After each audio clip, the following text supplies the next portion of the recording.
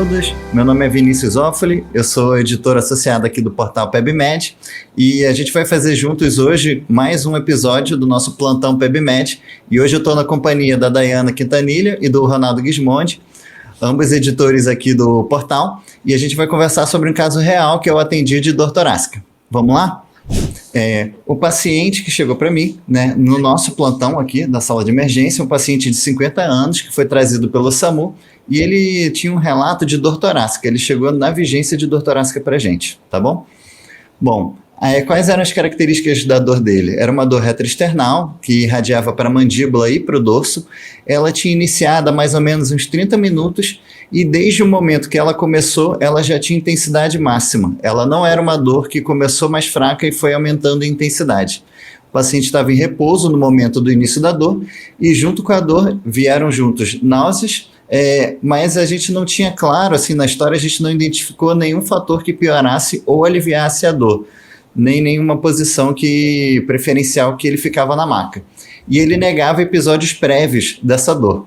Eu já queria começar a perguntar para a Day ou para o Ronaldo, se vocês pensam em alguma coisa baseado nessas características da dor? Já olhando para esse paciente, ele estava suando, Osófilo? Estava com bastante diaforese. Então, é aquele típico paciente que a gente, quando vê na fila do PS, a gente já fica preocupado, né? Tipo assim, boa coisa não pode ser, né? Um paciente com uma dor de início súbito, de intensidade 10-10, e aí com diaforese, com náusea, a gente já se preocupa, né? Então, acho que de início, o que eu mais pensaria, assim, seria de eliminar as principais causas, assim, que representam uma ameaça imediata à vida, né? Eu acho que a gente tem que focar nisso aí, pensar em síndrome coronariana aguda, dissecção aguda de aorta, embolia pulmonar, e já tentar de cara tirar essas aí da nossa lista, ou então fechar algum desses diagnósticos para a gente poder já agir, né? Tem outras também, né? Pneumotórax, um tamponamento, mediastinite, são coisas assim que já viria assim na cabeça olhando para uma pessoa nessa situação na fila aí. Perfeito. E você pensa em alguma coisa diferente, Ronaldo? Então, eu acho uma coisa importante é a seguinte, o atendimento na emergência à dor torácica deve trazer para a gente dois aprendizados. O primeiro é que se você trabalha numa emergência, você tem que batalhar que o seu serviço tenha um sistema de triagem. Alguns doentes precisam passar na frente e ter tratamento imediato. Normalmente são as pessoas com alterações importantes nos sinais vitais ou com uma queixa relacionada àquelas causas de morte súbita, como 5H e 5T. Então, dor torácica, dispneia, síncope, normalmente são fatores que levam a gente a um atendimento mais urgente. E a dor torácica, que é o outro ensinamento, ela ficou muito emblemática, porque isso está sendo muito batido pelas principais sociedades, a brasileira, a americana, a europeia, no que colocam para a gente o protocolo de dor torácica.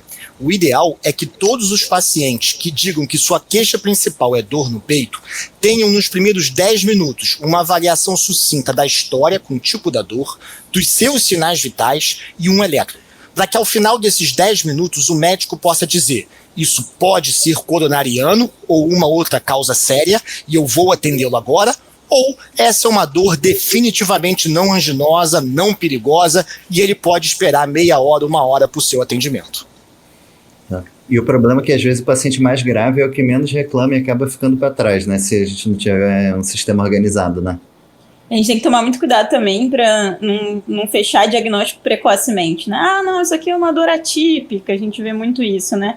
E aí você fecha ali o diagnóstico como uma causa atípica, que não é nada sério, e às vezes a gente está deixando de fato passar algo importante. Então, esse é um paciente que a gente já falaria informalmente que o shape score, a gente já bateria o olho e falaria que é um paciente potencialmente grave, né? E nesse primeiro momento a gente conseguiu, ao mesmo tempo que a gente coletava os sinais vitais, já vou chegar lá, a gente conseguiu mais alguns dados da história dele e vamos ver se isso vai mudar um pouquinho o raciocínio até o momento. A gente conseguiu coletando junto com ele, enquanto começava a monitorizar os antecedentes, e ele falava que ele era hipertenso, tabagista, negava doença arterial coronariana prévia, negava diabetes e também negava IAM prévio. Ele também não tinha história familiar de doença arterial coronariana, negava etilismo, negava também uso de drogas E as únicas medicações de uso contínuo eram um enalapril, 5 miligramas 2 vezes por dia, não tinha nenhuma outra medicação. Também negava alergias e negava cirurgias ou internações prévias. E o que vocês pensam agora? Quer começar você, Ronaldo? Então, quando a gente está nessa avaliação da dor torácica e do seu diagnóstico diferencial, que você vai tentar pegar se o doente está sob risco de morte iminente e o diagnóstico diferencial se pode ser anginosa ou não, duas coisas chamam a atenção. Uma é o padrão da dor. A gente diz que uma dor é definitivamente anginosa quando ela tem em aperto, ela piora com esforço ou atividade física e alivia com repouso ou nitrato. Com as 3 características, é uma dor tipo A, definitivamente anginosa. Com 2 é tipo B. Essas dores tipo A ou B, a gente tem que valorizar em qualquer pessoa. Porém, quando a dor só tem uma característica, tipo C, ou ela não tem nenhuma, que é tipo D, que seria uma dor não coronariana, a gente precisa também levar em consideração quando a gente está num cenário de risco, né? Então, os pacientes que têm idade, gênero ou fatores como hipertensão e tabagismo que aumentam as chances de doença coronariana, eles vão ter a dor precordial valorizada, mesmo que ela não seja perfeitamente típica. Porém, apesar da doença coronariana ser a causa mais comum de dores típicas nessa população, a gente tem outros fantasmas, outras doenças potencialmente fatais e que podem se apresentar como queixa principal com dor torácica. As duas que eu daria mais destaque são as síndromes aórticas agudas e o tromboembolismo venoso. Perfeito. E você, Dai, o que você pensa de diferente com esses antecedentes? Acho que o Ronaldo já matou aí, né? Já trouxe pra gente uma linha de raciocínio que é a principal, né? A gente pensar aí, né, no que pode ser fator de risco. Hipertensão e tabagismo nesse slide aí fechou pra gente, direcionou bem a gente aí para esses 3 diagnósticos principais. Eu achei muito legal que você tinha falado, Dai, também das 6 principais causas, né, de dor torácica que podem cursar agudamente, né, com morte. E uma coisa que a gente sempre pergunta são fatores de risco para síndrome coronariana aguda, mas a gente quase nunca pergunta fatores de risco para síndrome aórtica aguda e nem para tromboembolismo pulmonar, né? A não ser que essa hipótese esteja bem forte na nossa cabeça, né? Então, acho que isso é uma coisa legal aqui nos antecedentes da gente formalizar. E nesse paciente real, eu mesmo não tinha perguntado fatores de risco para síndrome aórtica aguda e nem fatores de risco para tromboembolismo pulmonar, né? Bom, então a gente foi conversando com ele, examinando ao mesmo tempo e coletando sinais vitais. Inicialmente, esse paciente tinha uma PA de 16/11, tá? Ela era simétrica em ambos os membros superiores. Ele tinha uma frequência cardíaca de 115 batimentos por minuto, aparentemente sinusal pelo pulso, uma frequência respiratória de 30 incursões por minuto, com uma temperatura de 36,9 graus Celsius, saturando 95% em ar ambiente, e ele tinha pulsos simétricos em ambos os 4 membros. E aí, baseado nisso, gente, fortalece alguma das hipóteses, diminui alguma das hipóteses, ou não faz diferença? A gente tem hipertensão, né, taquicardia, pulsos simétricos. No caso, se a gente tivesse pulsos assimétricos, a gente teria algo notável para direcionar a gente para um diagnóstico. Mas o fato do pulso ser simétrico não exclui, né? Porque a gente pode ter aí uma dissecção de aorta que curse com pulsos simétricos. Não é tão frequente a gente encontrar essa diferença, né? Mas a gente fica aí, né? O paciente está hipertenso, taquicárdico, não me direcionou muito para uma coisa, mas são coisas que vão ajudar a gente mais na frente quando você trouxer mais informações, né? Perfeito, perfeito. Alguma ideia diferente, Ronaldo? Então, como o Dai estava falando, ele está hipertenso e taquicárdico, está num pacote aí dessas principais causas de dor torácica na emergência. E certamente, a não ser que você pense em AVC, que é a única exceção, para as outras emergências hipertensivas você certamente vai ter que reduzir esse duplo produto. Isso já orienta você na entrada para o seu tratamento. O problema é que se fosse uma síndrome coronariana aguda não complicada, eu não esperaria a taquipneia com uma saturação no limite inferior.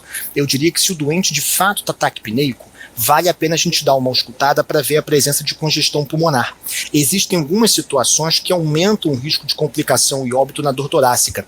A congestão pulmonar, a má perfusão periférica, as arritmias ventriculares malignas são grandes fantasmas. Sem uma hipoxemia muito marcada e com tanta hipertensão, eu diria que a embolia pulmonar, que foi uma das causas que eu coloquei de risco de morte súbita, ela está ficando um pouquinho para trás. É um doente que não tem neoplasia, um doente que não teve imobilização recente, não tem histórico de Covid recente, pelo menos. Por outro lado, o fato dele chegar com uma dor muito forte na chegada e estar tão hipertenso faz com que a síndrome aórtica aguda, mesmo que ela não seja uma causa comum, né, você vai ver 100 coronárias para ver uma síndrome aórtica aguda, mas ela é um fantasma perigoso. Por quê? Porque o tratamento dela em relação à doença coronariana é diametralmente oposto, né? Se você der AS, clopidogrel e heparina para o cara com uma síndrome aórtica aguda, ele vai para o saco preto. Enquanto que nesse doente a prioridade é outra. Então eu diria que controlar o duplo produto, ok, essa é a nossa missão nesse momento. Mas está se tornando mais desafiador o diagnóstico diferencial da doença coronariana, que é o mais comum nesse perfil de paciente, porém o fantasma da síndrome aórtica em alguém que chega com tanta dor no peito, mesmo com os pulsos normais. O pulso alterado, ele é mais específico, mas ele não é sensível o suficiente para ser uma triagem sua.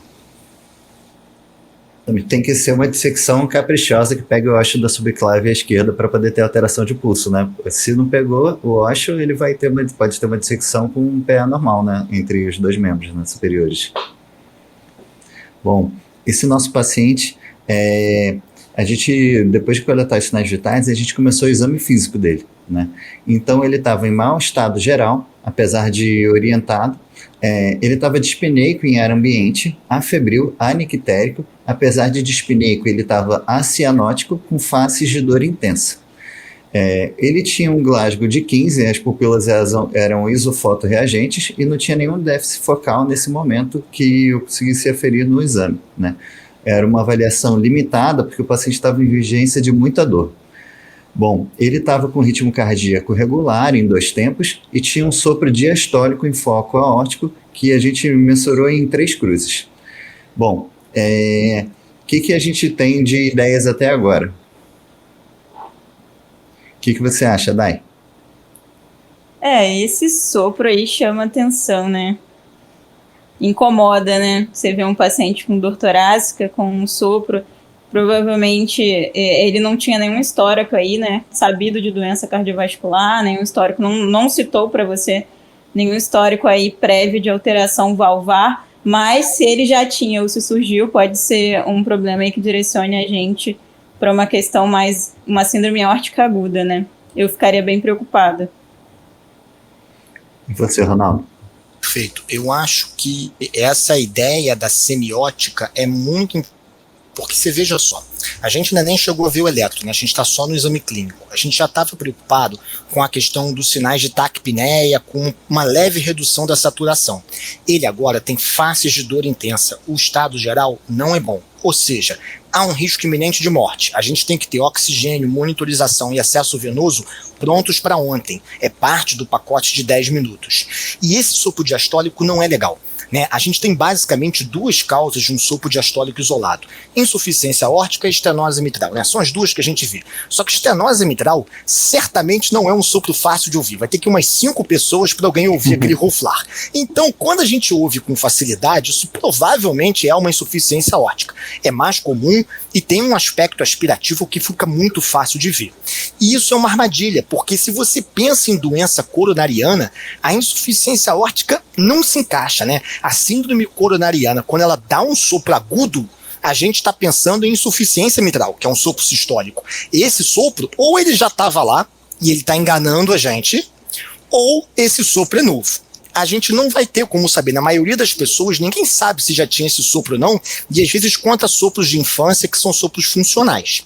Quando a gente está nesse cenário, a gente vai ter que, mesmo que o eletro tenha supra, olha que essa é uma mensagem importante, mesmo que o eletro tenha supra, principalmente se for um supra de parede inferior, em pensar alguma estratégia para a gente ter certeza que não é uma síndrome aórtica aguda e sim uma síndrome coronariana. A gente vai discutir já com vocês. Essas estratégias podem envolver um score para probabilidade, podem envolver o uso do dedímero além da troponina, e pode envolver um troço muito bacana, que é a aorta com triplo descarte, né? Aquela anjo-TC de aorta, quando você tem muitos canais, que ela faz coronária, pulmonar e aorta juntas. Apesar da resolução especial nem sempre ficar muito boa, ela de fato se mostra para esse tipo de paciente uma ferramenta importante.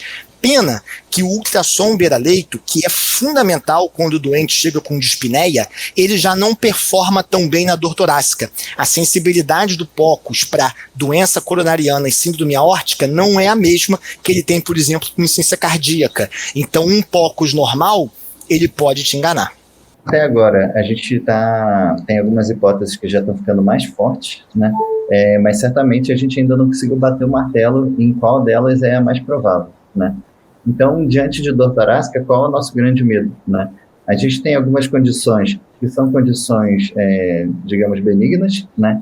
Onde o paciente não tem nenhum risco de óbito imediato, mas, ao mesmo tempo, pode representar outras condições com uma gravidade muito maior e risco de óbito imediato, ainda mais se não tomar as medidas cabíveis nesse momento, né? Por exemplo, uma síndrome aórtica aguda, uma síndrome coronariana e um tromboembolismo pulmonar, que, por enquanto, acho que ficaram como as nossas principais hipóteses, né? Eu não sei se vocês que estão ouvindo a gente, né, já perceberam, mas a gente está trabalhando com um tipo de raciocínio desde o início do episódio, né? Quando eu estou diante de um paciente, tem algumas condições que o diagnóstico é tão improvável que eu já descarto logo depois da anamnese, do exame físico. Tem algumas condições que o diagnóstico é tão provável que eu aceito elas como uma verdade, ainda que eu não tenho 100% de certeza, depois da anamnese do exame físico. E tem algumas condições que ficam no meio, e são nessas condições onde eu tenho dúvida, né, principalmente diante do paciente grave, que eu tenho que tomar uma decisão de forma mais breve, nessas condições que eu indico um exame complementar para guiar o meu raciocínio.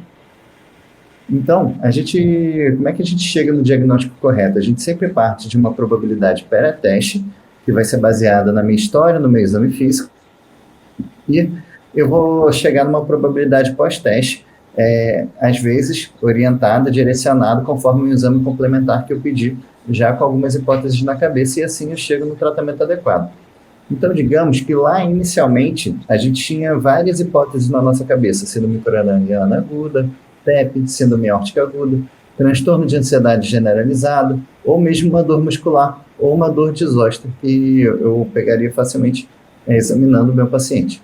Bom, depois da história do exame físico, depois de algum exame complementar inicial, pode ser que algumas hipóteses, a probabilidade pós-teste caia bastante. Por exemplo, nesse nosso paciente, caiu bastante a probabilidade de ser um zoster, dor muscular ou transtorno de ansiedade, mas ainda ficaram como grandes hipóteses a síndrome coronariana aguda, o TEP e a síndrome aórtica aguda. Talvez a síndrome aórtica aguda ganhando um pouco das outras duas, mas ainda não de forma que eu consiga, de fato, aceitar uma e descartar as outras. E é nessa situação que vale a pena a gente pedir algum exame complementar. O que vocês acham disso? Talvez nesse momento agora, o Zoffre, falando em probabilidade pré-teste, a gente possa aí pensar em calcular alguns scores, né, para ver se servem de suporte para a gente. Pensando em TEP, acho que é uma boa a gente pensar aí no score de Wells. Vou usar aqui o whitebook para calcular. Perfeito. Então, aqui, a gente tem 3 grandes hipóteses aqui nesse paciente: a síndrome aórtica aguda, o TEP, a síndrome coronariana aguda, e a gente tem alguns scores que a gente consegue aplicar nessas situações. Você aplicaria mais algum, Ronaldo, além do Welsh? Uma coisa que eu costumo falar muito para os alunos, né, é o seguinte: quando a gente é jovem, às vezes é mais difícil tomar decisões, nem todos os fatores estão claros na cabeça. E em certas situações rápidas, o nosso raciocínio tipo 1, aquele intuitivo, pode não ir bem. O score é justamente para te mostrar o caminho, né? Então o uso dos scores é uma forma rápida e intuitiva da gente tentar determinar a probabilidade daquilo ali ser ou não a aplicação daquele score. Eu acho que nesse caso, a gente tem que botar 3 coisas em mente. Os critérios de dor anginosa típica, que a gente já viu que não preenche totalmente, tem um ponto só, se eu não me engano.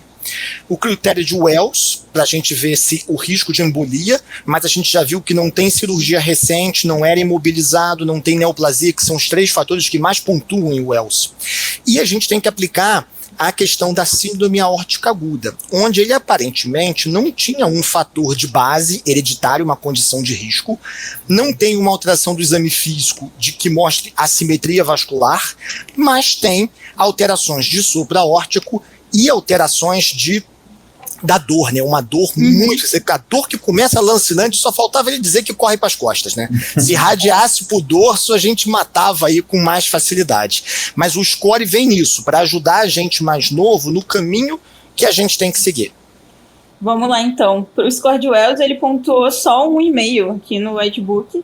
Então, é baixa probabilidade. A gente teria que pedir o dedímero, né? Para a gente poder direcionar a investigação. O ADDRS, né, dele, que deu 2 pontos. Teoricamente, a gente já iria direto para uma anjo para ele, né? Só para lembrar para quem está escutando a gente, né? O ADDRS é o score que o Ronaldo falou, do avaliação de risco, né? Probabilidade pré-teste daquela dor do meu paciente ser uma dissecção aguda de aorta, na verdade, uma sinométrica aguda, né, seja um hematoma intramural, seja uma úlcera, e ele vai de 0 até 3, né, ele avalia o tipo de dor, se é uma dor de alto risco, entre aspas, comorbidades do paciente, são comorbidades de risco para sinométrica aguda, seja Marfan, seja aorta bicúspide, seja o cara que já tem um aneurisma conhecido, e o exame físico, se o exame físico é de risco também, né, por exemplo, o paciente com assimetria de pulsos, né. E se o paciente pontua 0 ou 1, esse é um paciente que eu posso pedir um dedímero e abaixo de 500 exclui, acima de 500 vai para o angiotoma, e o paciente que pontua 2 ou 3 iria para o angiotoma também. E nesse paciente nosso que a gente ainda está pensando em TEP, né, como ele é baixo risco, a gente poderia pedir o dedímero ou a gente poderia aplicar o PERC, de forma que a gente pudesse excluir esse diagnóstico de cara, mas como ele já tem 50 anos, ele não poderia fazer o PERC, teria que ser o dedímero mesmo. Não. De qualquer forma, a gente vai ter que levar ele para angiotoma, né? Acho que não vai ter muito para onde correr. E aí, a gente estava pensando o que fazer com esse paciente, né? Mas durante o exame físico abdominal, ele refere que ele perdeu a força nos membros inferiores e ficou plégico, né? Ele não conseguia mais mexer as pernas. Isso muda alguma coisa para vocês, daquelas probabilidades que a gente estava conversando? Muda. Mas eu queria saber mais do exame físico aí, neurológico dele. Vamos ver aqui, ó. Como é que é essa plegia aí? Bom, essa plegia dele, a gente começou a reavaliar ele, né, justamente para entender por que ele estava plégico, né, e ele tinha uma força grau 0 proporcionada, ou seja, ele tinha uma perda de força bilateral. Na verdade, aqui o membro superior era preservado, então é desproporcionado. Era uma fraqueza bilateral, ambos membros inferiores, e era simétrico, tinha uma arreflexia e anestesia, e o nível sensitivo dele ficava mais ou menos no umbigo, ali em T10. E aí? Beleza, assim. Acho que agora a gente tem que topografar, né? A lesão dele é um sinal aí neurológico focal.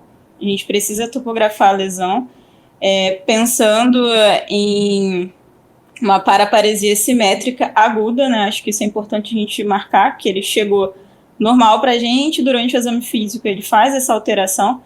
A gente, por ver aí que é simétrico e uma paraparesia, a gente pode pensar numa lesão medular. Ele não tem liberação aí piramidal, né? Ele não tem um hiperreflexo, então, assim, ele não tem espasticidade, mas foi uma coisa aguda, né? Às vezes, alguns casos medulares, assim, quando são agudos, eles cursam com hiporreflexia mesmo, a reflexia. Então, assim, eu pensaria... E tem nível sensitivo, né? Acho que tem nível sensitivo coloca a gente muito aí olhando para a medula dele, né? Talvez um infarto medular, e a gente tem que pensar em causas que possam atingir medula. Olhando para todo o caso, me parece muito um infarto medular, né? Mas teria outros diagnósticos diferenciais, uma compressão e tudo mais, mas acho que pensando no quadro dele especificamente, infarto medular. E você, Eu acho Ronaldo? que uma coisa importante é justamente isso, né? A gente tem uma síndrome flácida aguda, então uma lesão periférica, vamos dizer assim, da medula para baixo, né? Então separa sem os sinais piramidais. A gente sabe que precocemente eles poderiam não ter, mas o que me chama a atenção é a paraplegia, né? Igual o Dai falou. E o nível sensitivo fala, olha, topograficamente a lesão está na medula. Né? Mesmo que a gente não tenha colocado aí as questões de esfíncter, que às vezes são mais subjetivas, mas nível sensitivo está na medula. O que faz uma medula ficar doente? Então, fisiopatologicamente, infecção, muito agudo e não tem febre. Neoplasia, muito agudo, não tem perda ponderal excessiva. Trauma, não aconteceu. Então, sobra pra gente o mecanismo vascular, né? Toda vez que a gente tem algo súbito, o mecanismo vascular vem primeiro. E qual seria o mecanismo vascular na medula? Uma das artérias espinhais. Da onde ela vem? Da aorta. Então, o tal sinal vascular que a gente queria para aumentar a probabilidade de uma síndrome aórtica aguda apareceu. Às vezes aparece como um AVC, porque disseca a carótida, mas nesse caso apareceu mais na aorta ascendente. Então, se já estávamos interessados em usar score, em usar dedímero, em fazer uma TC triplo descarte, eu acho que isso agora virou uma obrigação. A gente tem obrigação de ver como isso está antes da gente poder prosseguir num tratamento para síndrome coronária ou qualquer coisa assim. Agora, uma coisa que eu queria te perguntar, Zófoli, nessa hora aí ele estava hipotenso? Não, essa hora ele ainda estava com... A PA estava daquela forma ainda, super hipertensa. Beleza, é importante, né? Porque às vezes confunde, né? Às vezes a hipotensão também pode gerar o infarto medular, e alguns pacientes chocados aí também podem cursar um pouco com isso até aí voltar, então acho que é uma coisa que a gente tem que ficar atento. A gente não sabe, às vezes a hipotensão pode ser causa, pode ser consequência, então é importante pensar nisso. E aí, pensando no raciocínio que a gente estava fazendo, de levar o paciente para anti-TC e tal, vendo essa evolução aí, eu já começaria até a ficar com medo de ficar andando com esse paciente pelo hospital, né? A gente tem que ficar atento aí, ele tá evoluindo meio mal, né? Isso é uma coisa muito legal, né? A gente sempre tem que adaptar, às vezes, a nossa conduta conforme o nosso contexto, a nossa realidade, né? Imagina que eu estou num hospital que eu estou no quarto andar, a tomografia fica lá no subsolo, né? Talvez esse paciente aqui eu não tirasse da sala de emergência. Não, eu estou numa sala de emergência que é tudo no mesmo piso, a tomografia aqui do lado não tem nenhum paciente dentro da tomografia, talvez já mudasse um pouco meu raciocínio, né? Isso é bem legal, a gente tem que ir adaptando o que a gente vai fazer ao contexto, né? E esse paciente aqui, a gente começou a bolar várias ideias na cabeça, né? Talvez a síndrome aórtica aguda ganhou um pouquinho de força nesse momento, depois dessa plegia. E nosso paciente, ele ainda estava na sala de emergência e a gente começou a pedir alguns exames para ele. E tinha lá um monte de quadradinho para marcar X e foram marcando X em um monte de coisa. Pediram para ele troponina, dedímero, hemograma, função renal, eletrólitos, coagulograma, gasometria arterial, BNP e amilase. E eu tenho alguns resultados aqui para vocês e para a gente discutir um pouquinho o que vocês acham desses achados.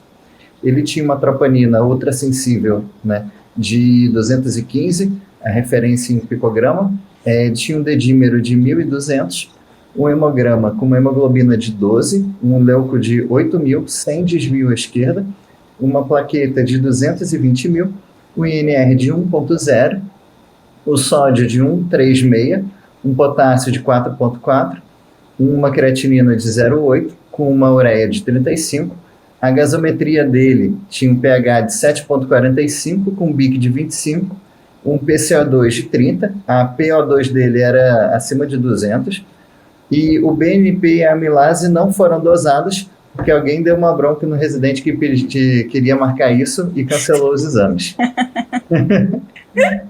E aí, o que vocês acham dos achados até agora?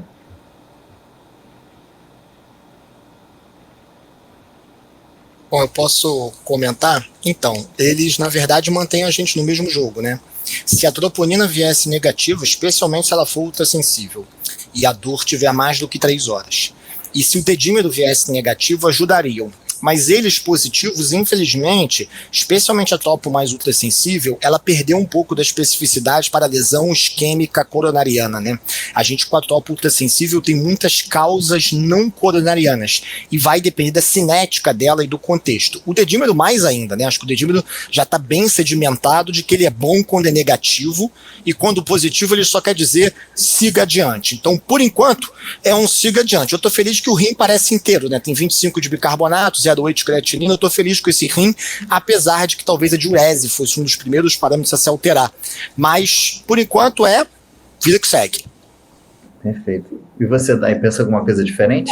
Eu não, acho que a gente não se surpreendeu tanto com o resultado dos exames, né? Porque era o que a gente esperava, que positivasse, diante de tudo que a gente viu do caso, né?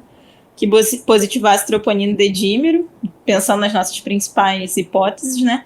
E não tem nada para infecção, né? Que a gente estava ali pensando naquela questão medular ali, será que tem alguma coisa infecciosa que possa estar confundindo a gente? Beleza, parece que não tem nada de infeccioso mesmo. E a gente segue aí nessa linha mesmo. Voltando naquela nossa ideia, né? Não mudou nossa probabilidade pré-teste, né? Esses exames. E por questões didáticas, né? Já foram pedidos alguns exames, o pessoal estava discutindo se ia pedir um raio-x, se ia pedir um ultrassom, já biparam o eletrocardiograma, estão trazendo a máquina, né? Por questões didáticas, eu mostrei os resultados dos exames antes, mas desses exames aqui, quais que vocês acham que vai mudar a nossa conduta? Quais que vocês pediriam, na verdade, nesse momento? Eu já dei uma cola, né? Então, na verdade, assim, acho que o eletro não pode faltar, ele tinha que ser feito em 10 minutos. E já atrasamos aí, né? Já atrasamos. Toda vez que você tá meio embora, é porque ele vai ficar pronto antes do exame de sangue, né? Essa é uma ideia. É ver se tem supra. A pergunta do eletro 10 minutos é se tem supra. E eu acho que há vários outros exames que podem ser feitos, mas o exame que não vai poder deixar de ser feito é a angio-TC. Toda vez que você estiver embolado com essas 3 causas, coronária, síndrome aórtica aguda e TEP, você vai precisar dela aí para te ajudar. Você vai usar os outros quando você não tiver ela, mas ela realmente hoje virou a nossa queridinha aí. E você, Dai? Eu vou ser mais basicona, né? Eu vou querer ir um raio-x de tórax, porque quero ver como é que tá essa área aí cardíaca, quero ver se tem mais alguma coisa que chame nossa atenção. Estando ali na beira-leito, né? Já que eu sei que vai ser difícil levar esse paciente para GTC, eu tô preocupada de ficar andando com esse paciente diaforético aí pelo corredor. Então, acho que o eco aí, o ultrassom, viria muito bem pra gente. E a ressonância não dá, né? A ressonância sem condições, né? Esse ressonância é um exame que raramente vai ser necessário na emergência, né? Pra gente definir conduta, né? Então, esse paciente aqui, sem nenhuma história de trauma, a gente continua com uma principal hipótese de alguma síndrome vascular, explicando esse déficit neurológico dele, e vamos fazer o que importa, né? Vamos lá, e fizemos um eletro dele. Esse paciente, quando ele chegou, ele acabou ganhando um eletro, os exames os laboratórios realmente saíram horas depois, e o que a gente tem para tomar a nossa conduta é o que a gente vai mostrar a partir de agora, né? Como vocês falaram, eletro, eco, raio-x. Então, o eletro dele, você quer comentar, Ronaldo? A gente, quando está no plantão e precisa olhar rapidamente um eletro, a ideia é, o ritmo é sinusal? Tá? O QRS está estreito?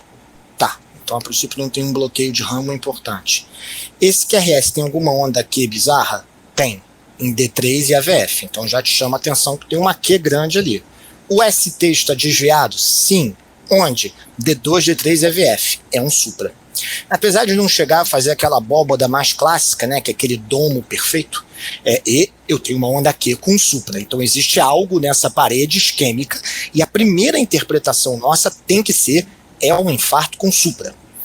A questão é que nesse doente, a dor lancinante, mas eu diria principalmente a evolução com sinal focal, aquele sinal da medula, ele obriga a gente a descartar uma dissecção, porque a gente sabe que justamente a dissecção que anda retrogradamente, ela pega mais comumente o folheto da coronária direita.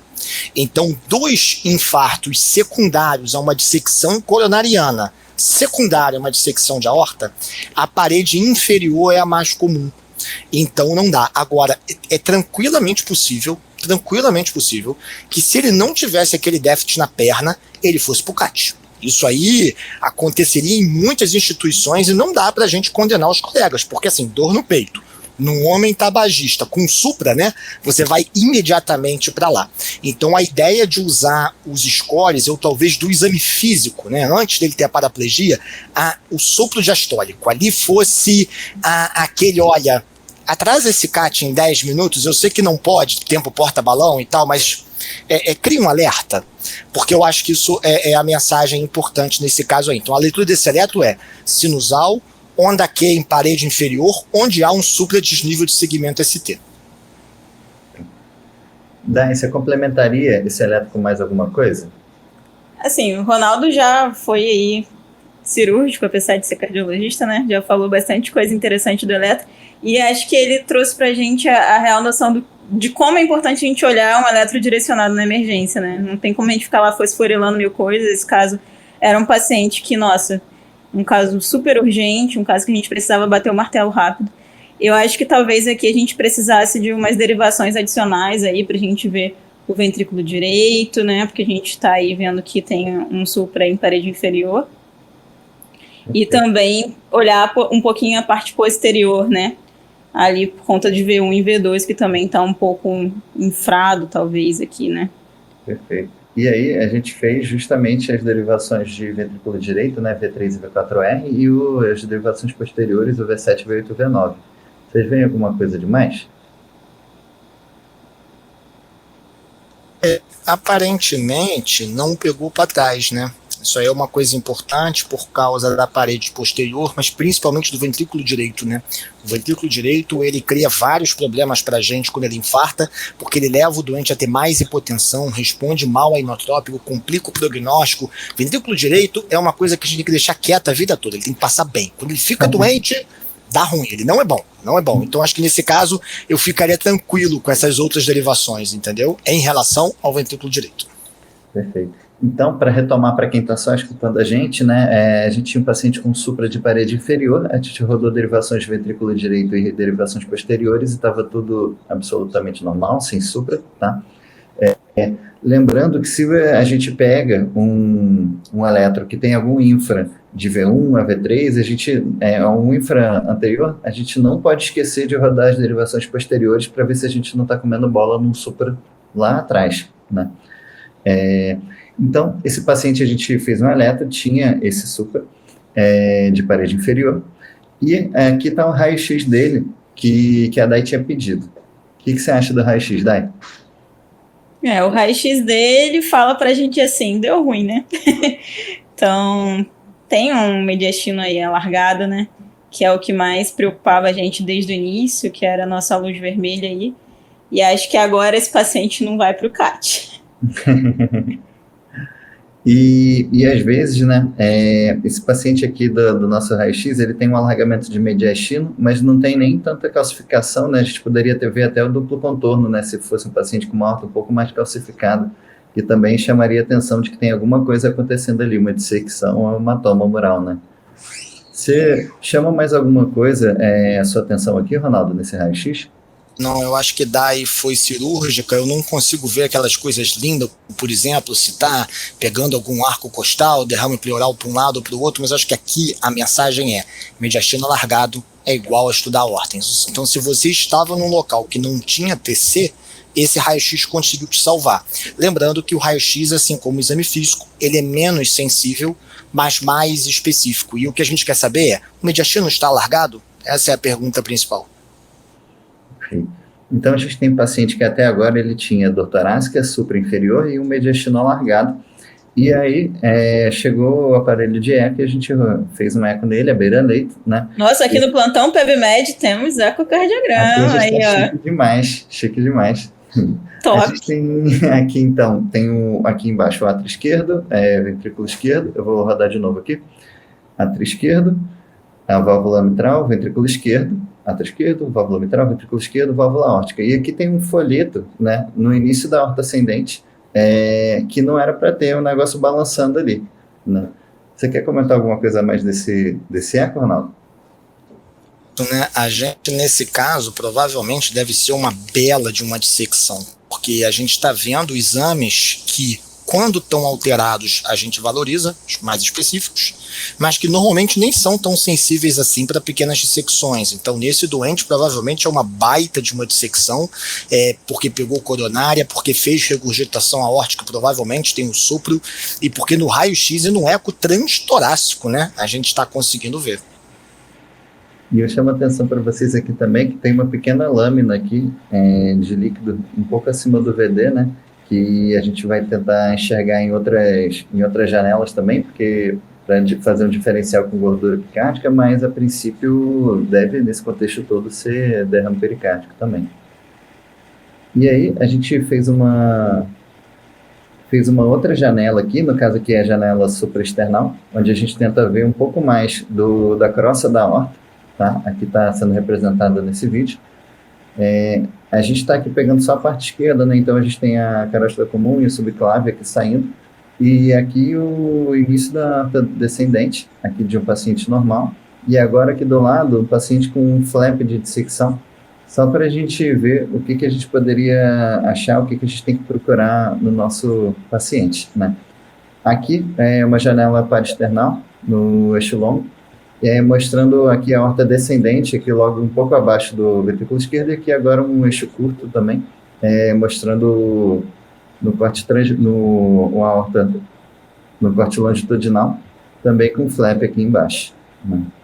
Então são mais ou menos como é que a gente pode procurar um flap de dissecção em diferentes incidências, né? A gente pode dar sorte de ver ali na aorta ascendente no corte paraesternal eixo longo. A gente pode também tentar achar um flap de dissecção na aorta descendente também nessa mesma janela paraesternal eixo longo. E a gente pode procurar ela também em outras incidências, por exemplo, aqui na janela supraesternal. E como é que foi a evolução do nosso caso, né? Depois de 15 minutos da realização dos exames anteriores, a realidade é que o laboratório nem tinha dado tempo de sair, o paciente evoluiu com uma PCR em AESP, e a gente decidiu realizar o eco durante a RCP, né?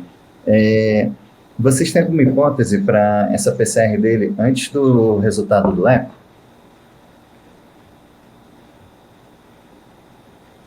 Eu acho que se a monitorização foi rápida, quer dizer, se você percebeu imediatamente quando ele parou, e parou em AESP, a presença da parada em AESP aumenta a chance da gente ter aquela causa do 5H e 5T, né?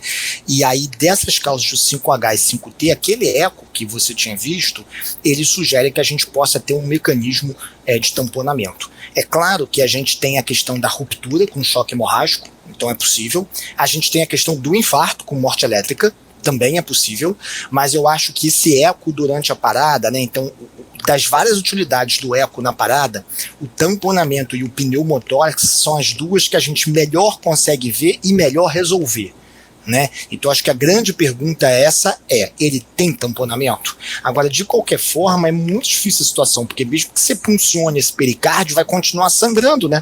Uhum. Então é difícil que você consiga reverter. Você coloca mais alguma hipótese aí na mesa, Dai? Ou pensa parecido? Não, eu tinha pensado muito na questão da lâmina de derrame mesmo. Não fugi muito disso, não. E nos 5H e 5Ts, né, que é o nosso mnemônico aí que eu adoro, assim, na hora do desespero a gente lembra logo deles, né. Para lembrar, o eco na parada, né, a gente pode, usa em geral o protocolo CASA. Durante a reanimação, durante a massagem, a gente consegue ver a presença ou ausência de pneumotórax, né, desde que alguém ventile na hora para você ver se tem lung slide. E no momento das checagens de pulso, você tem 10 segundos onde você pode ver algumas coisas. Na primeira checagem, a gente tenta ver se eu tenho alguma lâmina de derrame pericárdico, né? E aí, no contexto do paciente parado, ainda mais em AESP, provavelmente esse paciente está parado para o tamponamento até que se prove o contrário. Na segunda checagem, eu vou ver se o VD está maior do que VE, e aí, no contexto adequado, eu vou pensar que esse paciente está parado por um TEP.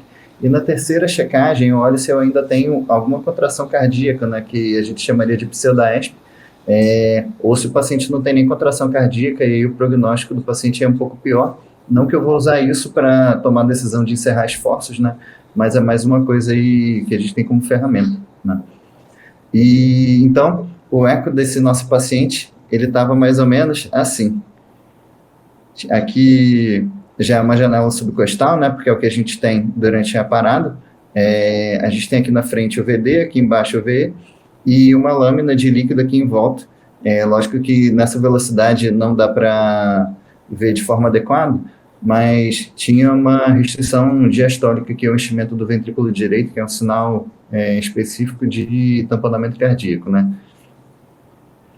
Esse nosso paciente, né? A gente realmente tentou fazer a pericardicentese durante a parada, né? Mas infelizmente o paciente, independente de tirar, né, bastante quantidade de líquido do saco pericárdico, esse paciente não teve retorno, e foram encerrados os esforços após 1 hora de RCP. Esse paciente foi para autópsia e confirmou a nossa suspeita de dissecção de aorta ascendente com tamponamento cardíaco como causa do óbito. Eita. No caso real, a gente atendeu. Esse caso aí não é mole, não. É interessante conseguir fazer autópsia, hoje é uma coisa rara, mas é uma coisa tão importante para certos mecanismos. Vocês conseguiram demonstrar o mecanismo do óbito até antes da autópsia, mas eu sinto falta de fazermos mais, principalmente quando a gente tem aquelas mortes inexplicadas, né? Eu acho que a mensagem principal do caso hoje, para a gente deixar para as pessoas, é estratificação de risco na dor torácica, né? Então, quando chega a dor torácica para você na emergência, você precisa rapidamente avaliar. Ele está sob risco iminente de morte? Se sim, se não, baseado nos sinais vitais e na história clínica de olho no 5H e 5T. Se você acha que sim, ele deve entrar para ser monitorado, ter um acesso venoso e o oxigênio estar disponível. E a partir dali você vai usar uma breve história e um eletro rápido para tentar diferenciar a síndrome coronariana, que é o mais comum, a síndrome aórtica aguda, que é menos comum, mas que se você não perceber, o doente falece, e a embolia pulmonar, que é sempre traiçoeira. Eu acho que essa é a mensagem principal que fica hoje aí. Ótimo, Ronaldo. Eu tava até pensando assim, Zófoli, você deve ter saído sugado desse plantão, né? Nossa, que esse é aquele plantão que a gente sai assim, parecendo que passou um caminhão em cima da gente. Mas eu queria te agradecer por compartilhar esse caso, porque é muito legal, assim, apesar de ter tido um desfecho tão ruim, a gente olhar e fazer... aprender com isso, né? Eu tenho certeza que pode ser que mais pra frente, muita gente vai ouvir esse caso, muita gente vai estudar em cima disso, e mais pra frente pode ser que chegue no plantão de alguém que dê tempo da gente agir, né? Porque infelizmente esse paciente, ele não nos deu tempo de ajudá-lo, né? Mas é muito importante esse olhar retrospectivo. Eu estudei algumas coisas quando você falou, e eu tenho certeza que vai ser muito útil para os próximos pacientes que chegarem aí com dor torácica. Muito bom, obrigado, Zófoli. E quando a gente lê alguma coisa, quando a gente ouve alguma coisa, a gente atrai, hein? Então... Uma outra mensagem final, pessoal? Vou só lembrar a todos que quem quiser se manter atualizado, acesse o portal www.pebmed.com.br, e se você não baixou ainda o maior aplicativo de tomada rápida de decisão do país, é só baixar no Android, no iOS, whitebook.com.br. Tem também para você usar no seu consultório o Whitebook Web. Gente, eu queria agradecer, muito obrigado, Dayana, muito obrigado, Ronaldo, por discutir esse caso comigo. E é isso, muito obrigado a você que está ouvindo a gente. Fica atento para o próximo episódio, em breve, para vocês aí disponível no nosso portal. Um abraço. Tchau, tchau, um abraço. Tchau, tchau, pessoal, valeu.